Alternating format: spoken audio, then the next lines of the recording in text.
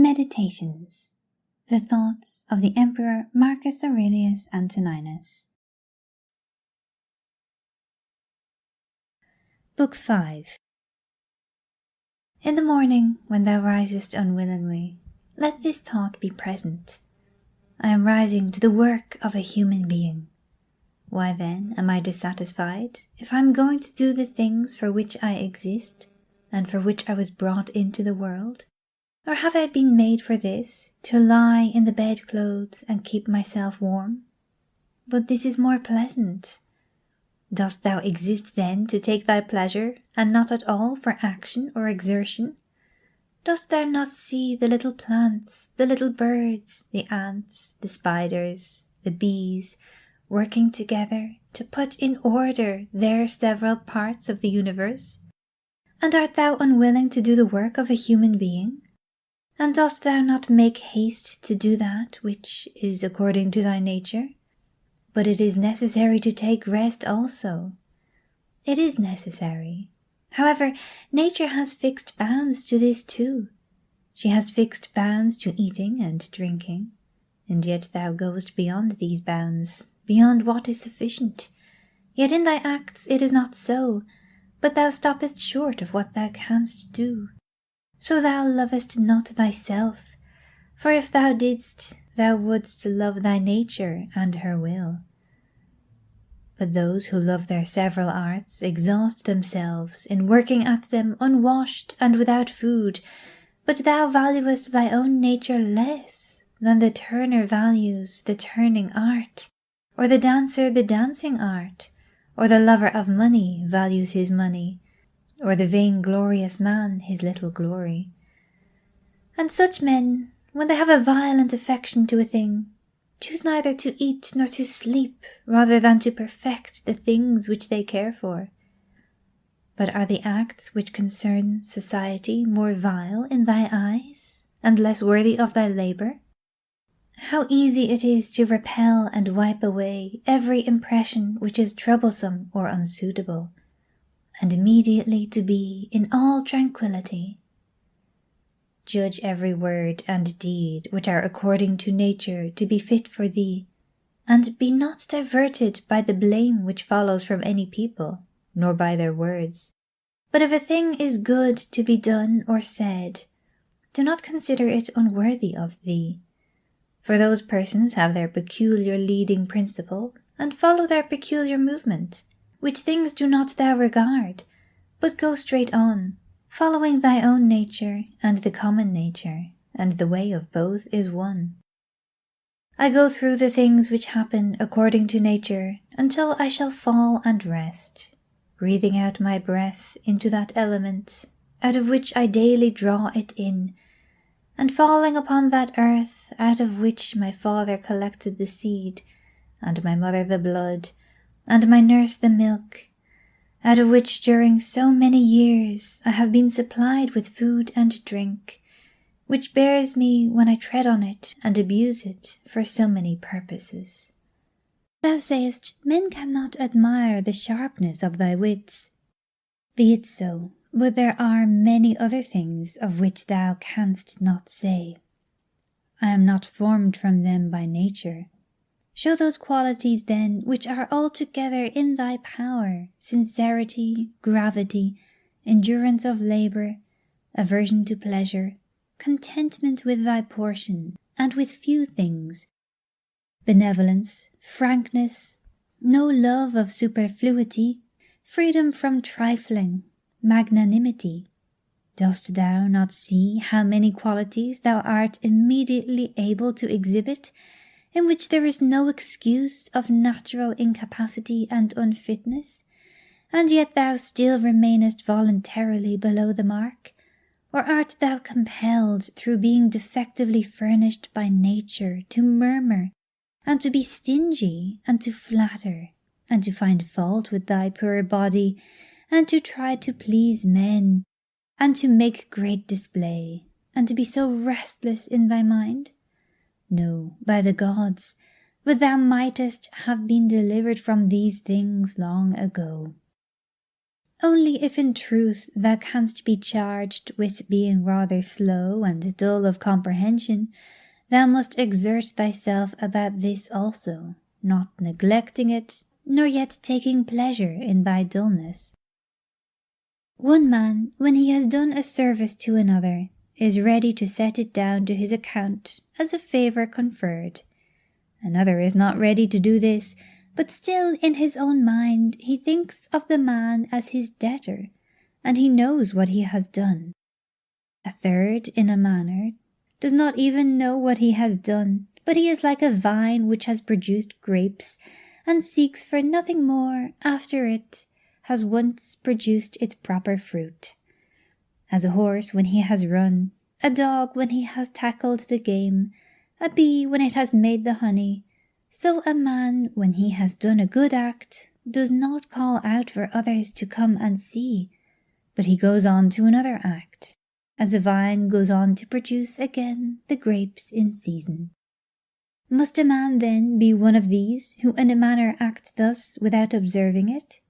Yes, but this very thing is necessary, the observation of what a man is doing, for, it may be said, it is characteristic of the social animal to perceive that he is working in a social manner, and indeed to wish that his social partner also should perceive it.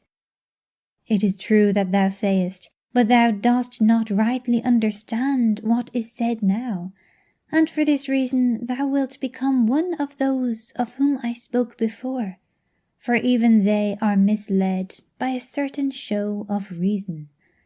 But if thou wilt choose to understand the meaning of what is said, do not fear that for this reason thou wilt omit any social act. A prayer of the Athenians. Rain, rain, O dear Zeus, down on the ploughed field of the Athenians and on the plains. In truth, we ought not to pray at all, or we ought to pray in this simple and noble fashion. Just as we must understand when it is said that Aesculapius prescribed to this man horse exercise, or bathing in cold water, or going without shoes, so we must understand it when it is said that the nature of the universe prescribed to this man disease, or mutilation, or loss, or anything else of the kind. For in the first case, prescribed means something like this. He prescribed this for the man as a thing adapted to procure health. And in the second case, it means that which happens to, or suits, every man is fixed in a manner for him suitably to his destiny. For this is what we mean when we say that things are suitable to us, as the workmen say of squared stones in walls, or the pyramids, that they are suitable when they fit them to one another in some kind of connection.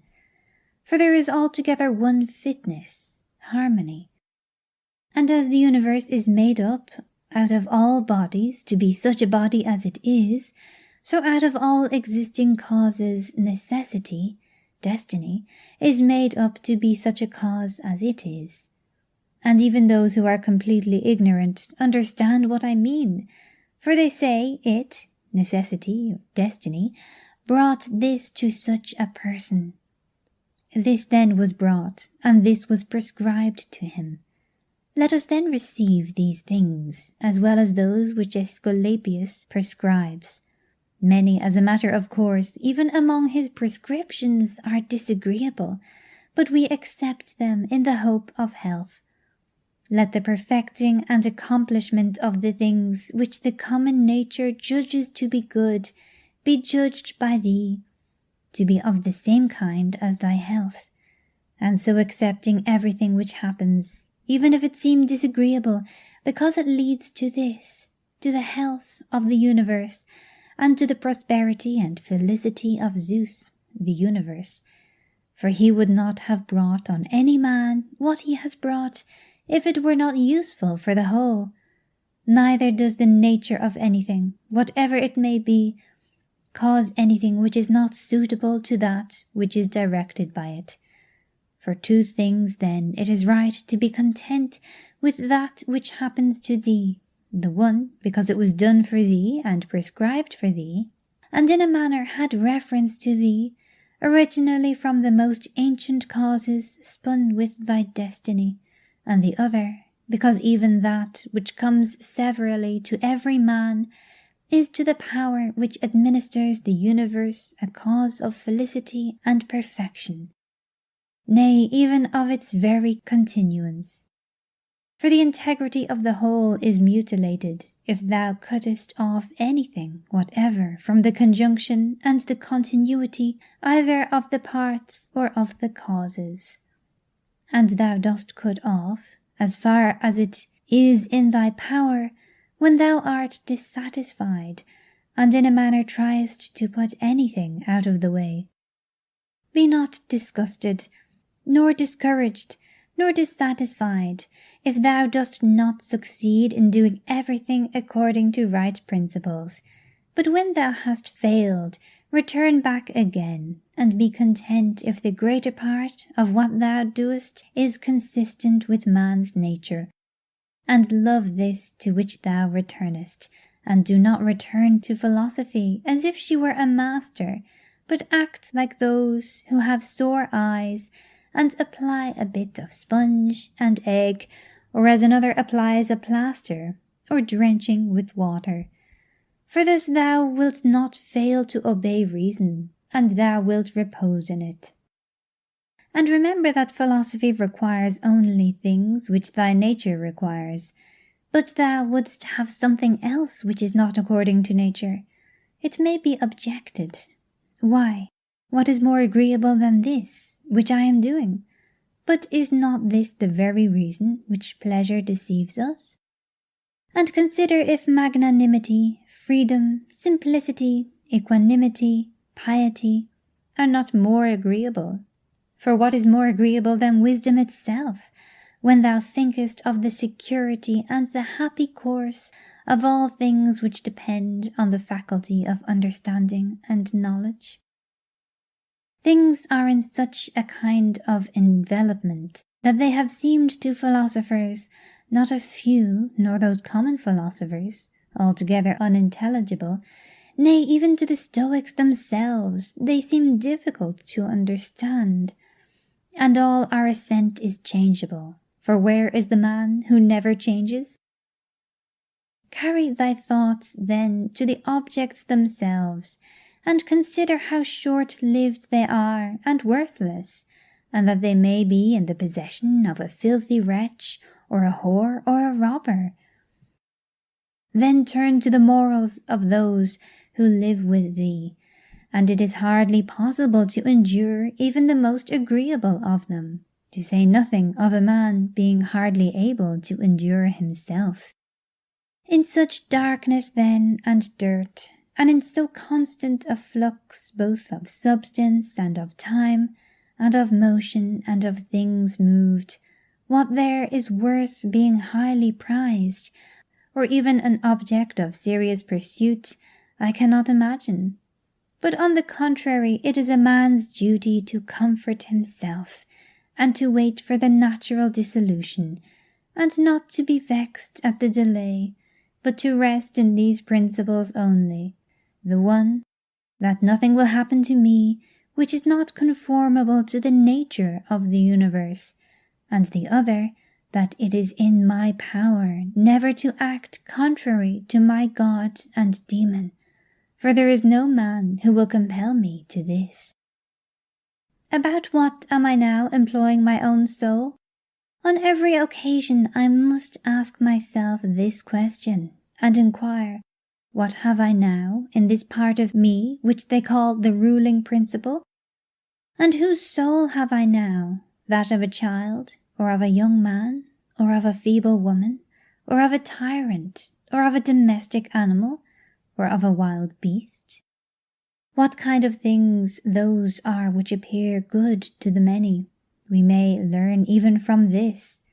For if any man should conceive certain things as being really good, such as prudence, temperance, justice, fortitude, he would not, after having first conceived these, endure to listen to anything which should not be in harmony with what is really good.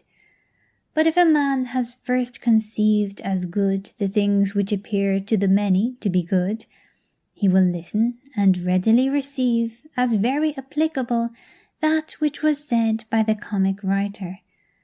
Thus even the many perceive the difference. For were it not so, this saying would not offend, and would not be rejected in the first case, while we receive it when it is said of wealth, and of the means which further luxury and fame, as said fitly and wittily. Go on then and ask if we should value and think those things to be good, to which after their first conception in the mind the words of the comic writer might be aptly applied, that he who has them through pure abundance has not a place to ease himself in. I am composed of the formal and the material, and neither of them will perish into non-existence, as neither of them came into existence out of non-existence. Every part of me then will be reduced by change into some part of the universe, and that again will change into another part of the universe, and so on forever. And by consequence of such a change, I too exist, and those who begot me, and so on forever in the other direction. For nothing hinders us from saying so, even if the universe is administered according to definite periods of revolution. Reason and the reasoning art, philosophy, are powers which are sufficient for themselves and for their own works.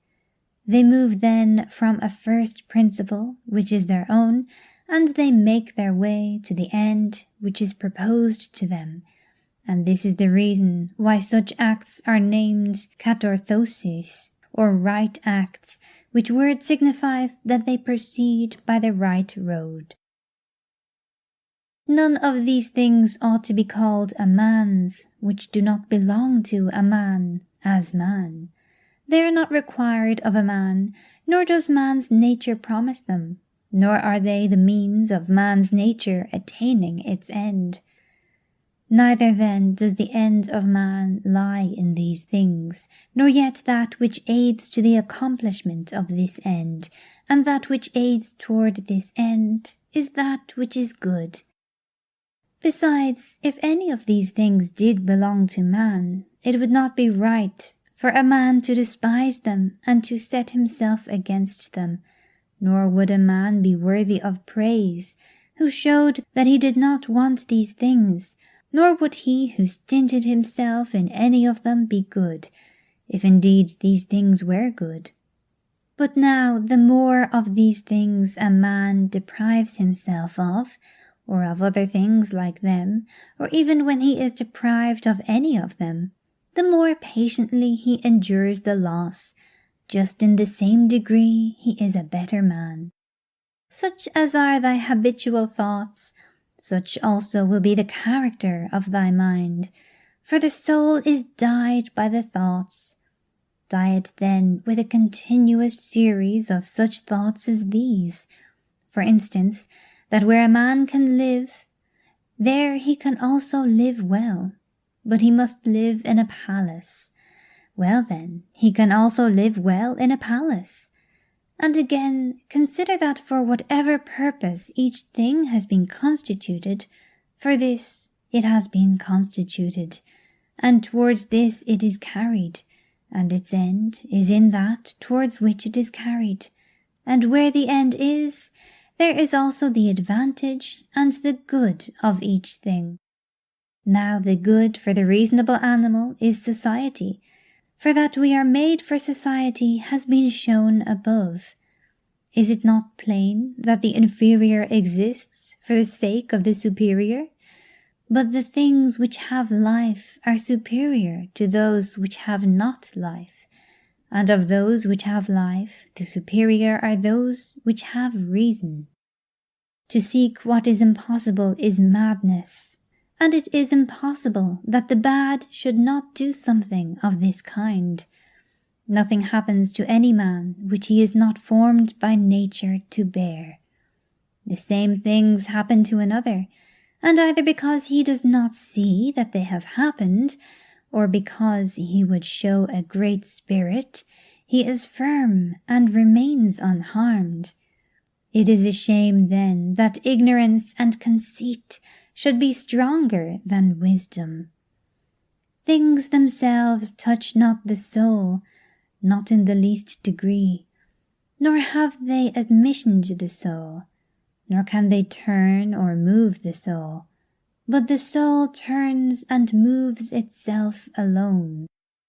And whatever judgments it may think proper to make, such it makes for itself the things which present themselves to it. In one respect, man is the nearest thing to me, so far as I must do good to men and endure them. But so far as some men make themselves obstacles to my proper acts, man becomes to me one of the things which are indifferent, no less than the sun or wind or a wild beast. Now it is true that these may impede my action, but they are no impediments to my affects and disposition, which have the power of acting conditionally and changing. For the mind converts and changes every hindrance to its activity into an aid, and so that which is a hindrance is made a furtherance to an act, and that which is an obstacle on the road helps us on this road.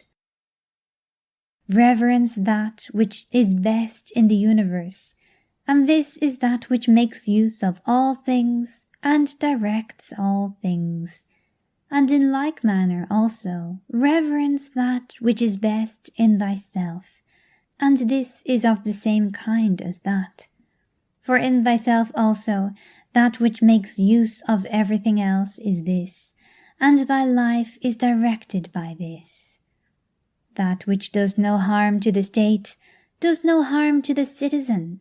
In the case of every appearance of harm, apply this rule: if the state is not harmed by this, neither am I harmed.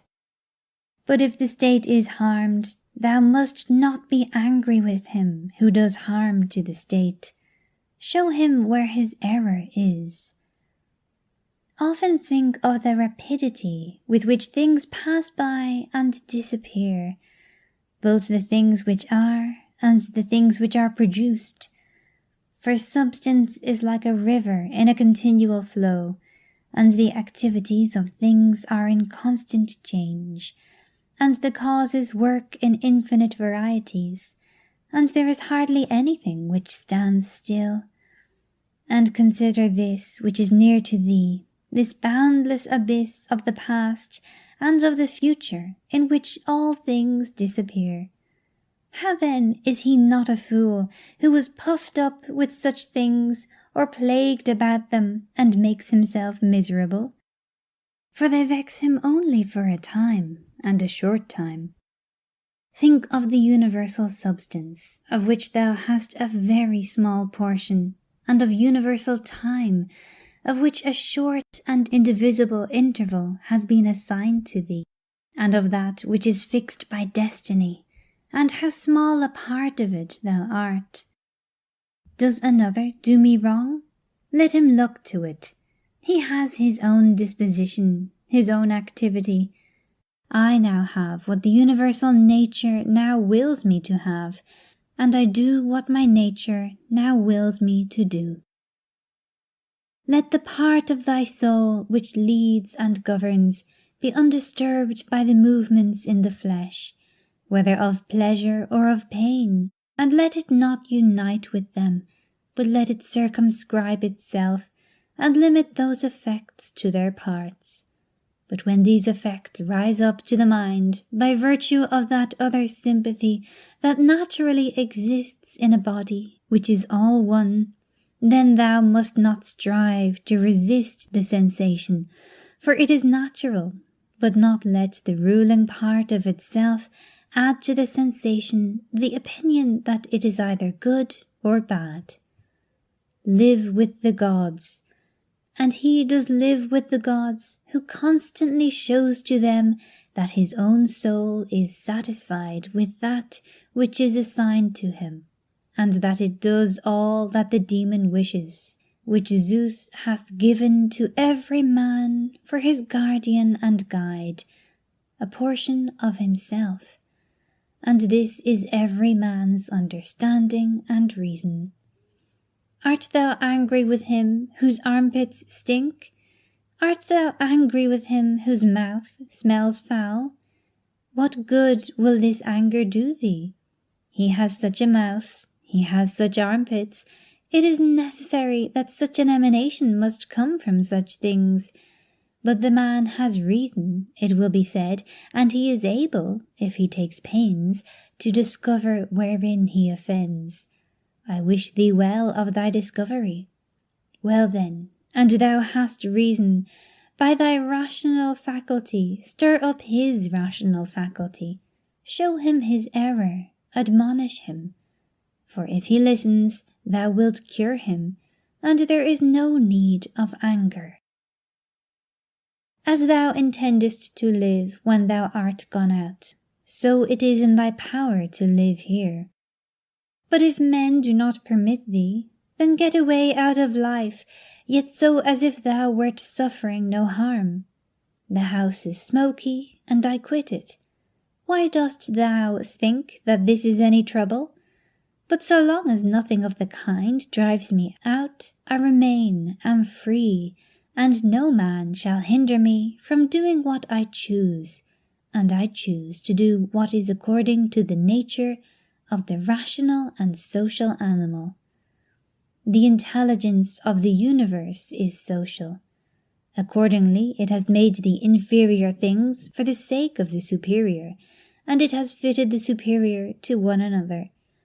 Thou seest how it has subordinated, coordinated, and assigned to everything its proper portion, and has brought together into concord with one another the things which are best. How hast thou behaved hitherto to the gods, thy parents, brethren, children, teachers, to those who looked after thy infancy, to thy friends, kinsfolk, to thy slaves? Consider if thou hast hitherto behaved to all in such a way that this may be said of thee, never has wronged a man in deed or word. And call to recollection both how many things thou hast passed through, and how many things thou hast been able to endure, and that the history of thy life is now complete, and thy service is ended, and how many beautiful things thou hast seen, and how many pleasures and pains thou hast despised, and how many things called honourable thou hast spurned, and to how many ill-minded folks thou hast shown a kind disposition. Why do unskilled and ignorant souls disturb him who has skill and knowledge? What soul then has skill and knowledge? That which knows beginning and end, and knows the reason which pervades all substance, and though all time by fixed periods administers the universe.